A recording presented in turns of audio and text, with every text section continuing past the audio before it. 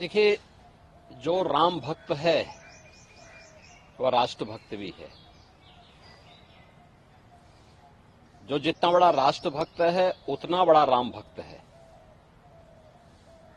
प्रधानमंत्री मोदी जी प्रखर राष्ट्र भक्त हैं और इसलिए वे प्रखर राम भक्त भी हैं। 500 वर्षों का इंतजार समाप्त करके अयोध्या धाम में रामलला फिर से विराजमान हो गए। अयोध्या की कायाकल्प हो गई। ऐसा मोदी जी के नेतृत्व में, उनके मार्गदर्शन में ही संभव हो पाया।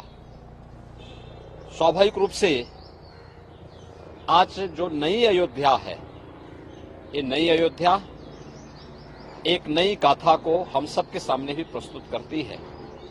और कल प्रधानमंत्री मोदी जी की अयोध्या में उपस्थिति पूरी दुनिया और पूरे देश के राम भक्तों को अभिभूत कर रही थी और इसलिए पूरी अयोध्या वहां उमड़ी थी। लाखों की संख्या में श्रद्धालु जन थे, राम भक्त थे। वे सभी मोदी जी के अभिनंदन के लिए, स्वागत के लिए उत्सुक थे और 1 लाख से ऊपर देश के भी अलग अलग कोनों से आए हुए श्रद्धालु जन, वे भी मोदी जी का घंटों इंतजार करते किए और फिर मोदी जी का उन्होंने स्वागत किया। तो यह तो मैंने पहले भी कहा कि यह संबंध राष्ट्रभक्त और राम भक्त का है। जो जितना प्रखर राष्ट्रभक्त होगा उतना ही प्रखर राम भक्त होगा और जो जितना राम विरोधी होगा उतना वह राष्ट्र विरोधी होगा। कांग्रेस का यह आचरण, जो उसके द्वारा लगातार राम भक्तों का अपमान करके मर्यादा पुरुषोत्तम प्रभु श्री राम के बारे में इससे पहले भी कांग्रेस ने जिस प्रकार की टिप्पणियां की थी, उन सभी टिप्पणियों को ध्यान में रख करके अगर हम देखें तो उसका यह आचरण दिखाता है कि यह वास्तव में न केवल राम भक्तों का अपमान कर रहे हैं बल्कि हमारे सनातन राष्ट्र का भी अपमान कर रहे हैं। और कांग्रेस ने कभी कोई ऐसा अवसर नहीं छोड़ा, कांग्रेस हो या समाजवादी पार्टी, जब उन्होंने देश के अंदर या दुनिया के अंदर भारत को अपमानित न कराया हो, भारत की सनातन परंपरा, आत्मा भारत के सनातन धर्म को गाली न दी हो।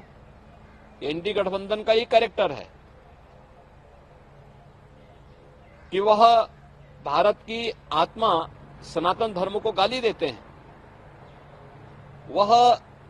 वह हर प्रकार के कार्य करने का प्रयास करते हैं जो भारत के बहुसंख्यक समाज जिसमें अपमानित महसूस करे। और यह कांग्रेस का जो आचरण है इंडी गठबंधन से जुड़े हुए घटकों का, चाहे वह कांग्रेस हो, नेशनल कॉन्फ्रेंस हो, समाजवादी पार्टी हो, डीएमके हो, इन सब का जो आचरण है, यह आचरण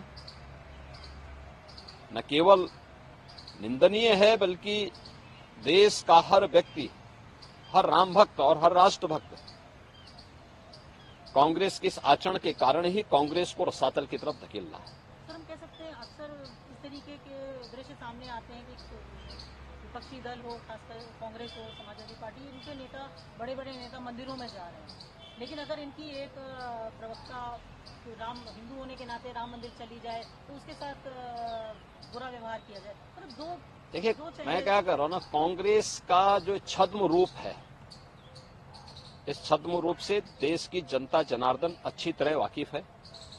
उसे मालूम है कि ये जो भी दिखावा कर रहे हैं ये वास्तविकता पर आधारित नहीं है। ये केवल देश की जनता की आंखों में धूल झोंकना चाहती हैं, लेकिन इनकी नौटंकी को देश की जनता जान चुकी है और इसीलिए कांग्रेस को रसातल की तरफ धकेल रही है।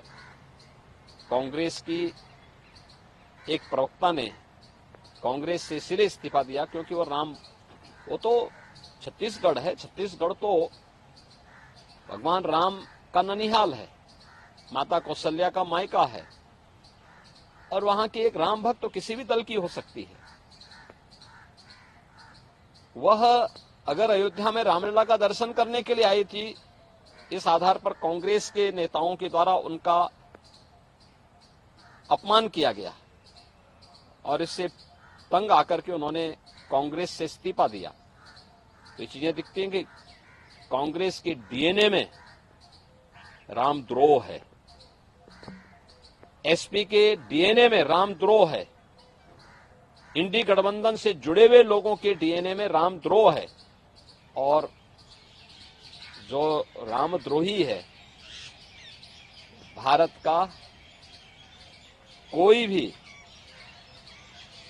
जागरूक नागरिक उसके समर्थन में अपना वोट तो नहीं पोल करेगा। हम कह सकते हैं यूपीए की जो सरकार थी तो जो राम के अस्तित्व पे इन लोगों ने सवाल खड़े किए थे, आज तक उसी चीज को परिरक्षित करते हैं इनके टाइम टू टाइम। देखो, वह अपने आचरण से मजबूर हैं और हम तो राम भक्तों से और भारत के समस्त नागरिकों से यही अपील करेंगे कि जाके प्रिय न राम वैदेही तजिए ताहि कोटि बैरी सम यद्यपि परम स्नेही। कितना भी आपका वह स्नेही क्यों न हो, अगर वह राम विरोधी आचरण कर रहा है तो मान के चलिए वो राष्ट्र विरोधी आचरण भी कर रहा है, और इसलिए उसको कितना भी प्रिय क्यों न हो, उसको कोटि बैरी की तरह उसको त्याग दीजिए। यही देश के हित में भी है और राम भक्तों के हित में। हम कह सकते हैं कल तीसरे चरण का मतदान हो रहा है, जनता इस राम कांग्रेस की एक्टिविटीज जो है देश की जनता अवेयर है और देश की जनता उसके अनुसार अपना निर्णय भी ले रही है।